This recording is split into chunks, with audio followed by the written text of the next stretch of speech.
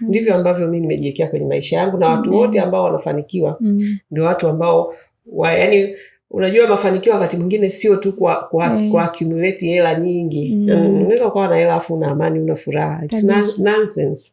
Mafanikio ni kuwa na furaha na amani na kuweza kuishi maisha ambayo you are comfortable. Lakini una ile amani ya moyo na furaha ambayo ya kweli inatoka kwa Mungu.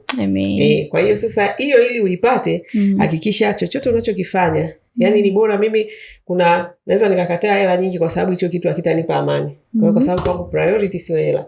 Priority kwangu ni amani kwanza na furaha na kuhakikisha nimealign kwenye upande wa Mungu. That is all. Hayo mengine najua tulishaambiwa tutazidishiwa. Kwa hiyo bosi wako aliyosema ni ushauri mzuri sana wa kuhakikisha kwamba sasa unapokwenda huko usije ukapotea. Baki kwenye reli pale pale, endelea kutumia neno la Mungu kama mwongozo wako, sio tu kukariri mistari. Nakumbuka siku ile nilisema kanuni. Mimi neno la Mungu nalitumia kikanuni zaidi, kwamba hichi kitu kina apply vipi. Yani kanuni hapa inasemaje? Sio mistari mingi na maombi mengi. Haitakusaidia. Na watu wengi wanaomba sana, wanajua mistari sana, lakini bado maisha yao yako ya ovyo. Kwa hiyo tumia neno kama kanuni, kwamba mwongozo. Kama katiba, kuna watu wako jela kwa sababu wamevunja sheria za nchi. Kwa hiyo hata maisha yako yataenda vibaya kama utavunja sheria za Mungu, ambazo hizo zenyewe tu zinakujaji. Ukizienda nazo vibaya, zenyewe zinakutandika. Kwa hiyo hivyo, na kujiongezea maarifa sasa kwenye hicho kila kitu unachokifanya. Kwa hiyo mimi hiyo nimekazia tu kwa bosi wako, lakini kimsingi hayo ndio aliyoyasema. Asante. Tunampongeza sana dada. Asante. Umepata experience gani kwenye mradi wetu? Cha kwanza mna huduma nzuri. Nimefurahia sana kufanya kazi hapa. Sio kama nilivyokuwa huko Zambia niko Indaga, lakini nimefurahia sana kufanya kazi hapa. Mko vizuri. Yani kiufupi nilikuwa nafanya kazi nilikuwa na amani. Yani Mungu ni wewe, namshukuru Mungu kwa ajili yenu. Muendelee kusogea mbele. Na dada wengi nashauri, yani hapa ndio sehemu salama. Yani waje tu hapa. Wakitaka kwenda nini, yani waje. Kwa sababu kule tuko na changamoto mnatatua, kuko sijui nini mnatatua nini, yani mko very vizuri. Mimi namshukuru Mungu. Unakuwa na uhakika na peace of mind. Yani unakuwa unafanya kazi umerelax, kwamba lolote likitokea nina sehemu ambayo watanisemea, watanitetea, yani watafanya. Na zaidi ya hapo pia tunawapa maarifa mengi. Tena hizo workshop hizi nilikuwa nakuja. Yani nilikuwa nakisha sikosi. Bosi sema, yani wewe kila kuchukua somo aende. Unapata pesa, nikasema yani mimi lazima niende. Yani basi akajua hivyo Ruth, yani workshop ndo akaona kabisa naipenda. Kwa watu anaacha nakuja.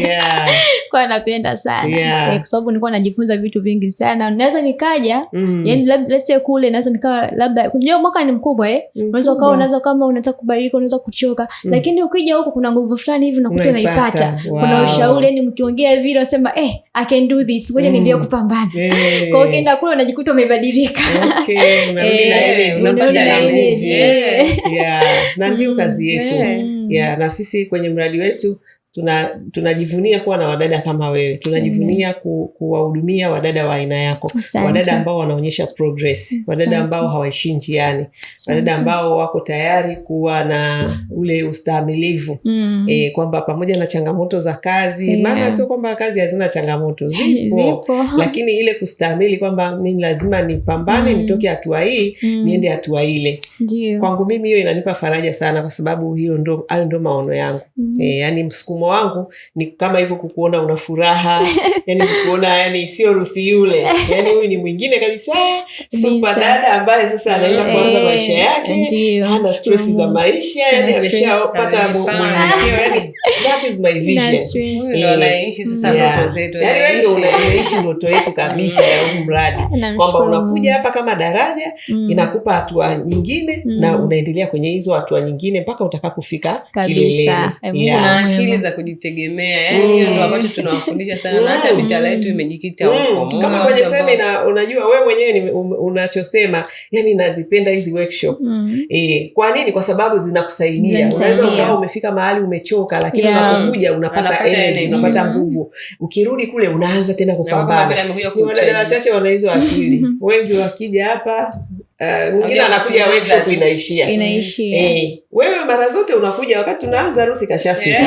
Na mara nyingine mzima anakuwa amefika. Kuna mdada mwingine linajiburuza huko anakuja hapa tunatoka ndio yani anakuta watu wanakula. Sasa unakuta mshikaji kula. Kwani uko kwa mtu wake hali? Hajui maana, yani haelewi kwa nini yuko hapa. Na mimi kiukweli hao wadada nisi hawani motivate. Yani naona kama wanatupotezea muda tu. Mimi ningependa watu ambao wanaenda mbele. Yani tuweze kuwavusha wadada kweli. Watoke kwenye huu mnyororo wa umaskini. Yani mtu aseme mimi nilikuwa sina chochote lakini sasa hivi mbona alivyojibu kwa confidence ndio umependeza anasema hela. Hivyo yani confidence kabisa kwamba hela inakufanya unang'aa kabisa. Na inakupa na confidence. Na kuna mambo mengi unaepuka kama msichana. Kwa nayo unaheshimika. Kwa nayo unaheshimika cha kwanza watu wanakuheshimu. Kubeba tu anavyotaka. Sasa ina shida gani? Sina shida nani? Sasa hivi ana set standard. Unachagua unataka wewe. Yani unachagua. Yeye ndo atachagua. Sio anaendana na maono yangu. Sio tu kijana yote kwa sababu una njaa, una shida. Sina njaa hivi. Unaona ndio hicho unachotaka wasichana ambao hawana njaa, hawabebwi ovyo kwa sababu ya njaa zao. Unakuwa ni yule msichana ambaye kwenye maisha yako unapanga hata kijana ambaye unataka kuwa naye unamuanalyze kwanza. Sio unakubali tu kirahisi kwa sababu una shida. Kwa hiyo kwa kweli mimi umenifurahisha sana. Asante. Hongera tena. Sisi tuko hapa. Uendelee kuwa balozi wetu. Utakutana na wadada huko wenzako wanakushangaa. Jamani wewe bado binti mdogo una biashara zako una nini, mwambie una sehemu. Una sehemu unaenda unapikwa unapikika ukitoka pale unakuwa binti unayejielewa. Kwa hiyo endelee kuwa balozi wa Wadada Center. Haya, karibu sana. Asante. Haya.